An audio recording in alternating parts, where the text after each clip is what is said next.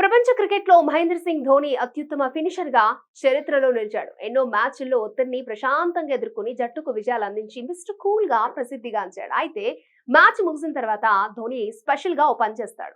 ప్రత్యర్థిపై గెలిచిన అనంతరం స్టంప్స్ ను తీసుకుని సంబరాలు చేస్తాడు. ఆ వికెట్ ను తనతో తీసుకెళ్తాడు. ఇతర ఆటగాళ్లంతా విజయానందంలో మునిగిపోతే మహి మాత్రం ఇలా భిన్నంగా చేస్తాడు. అయితే ఆ స్టంప్స్ తో సెలబ్రేషన్స్ ఏంటని, వాటిని అసలు ఏం చేస్తాడనే ప్రశ్న ఎంతో మందికి కలిగింది. ఈ ప్రశ్నకు ఒక ఇంటర్వ్యూలో ధోని ఆన్సర్ ఇచ్చాడు. విజయానికి గుర్తుగా నేను స్టంప్స్ తీసుకెళ్తాను.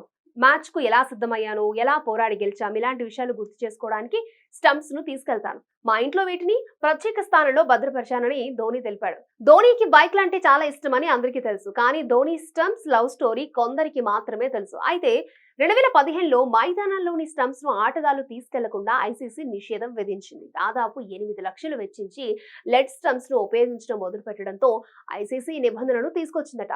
అయితే జ్ఞాపకాల కోసం స్టంప్స్ ను తీసుకెళ్లాలి అనుకునే ధోనికి ఇది ఒక సమస్యగా మారింది. దీంతో ఐసీసీ ధోని ఓ ప్రత్యేక అభ్యర్థన కూడా చేశాడట. ఆటగాళ్ల కోసం చెక్కతో చేసిన స్టంప్స్ ను అందుబాటులో ఉంచాలని ధోని అడిగాడని, కానీ ఐసీసీ సానుకూలంగా స్పందించలేదని అప్పట్లో వార్తలు వచ్చాయి.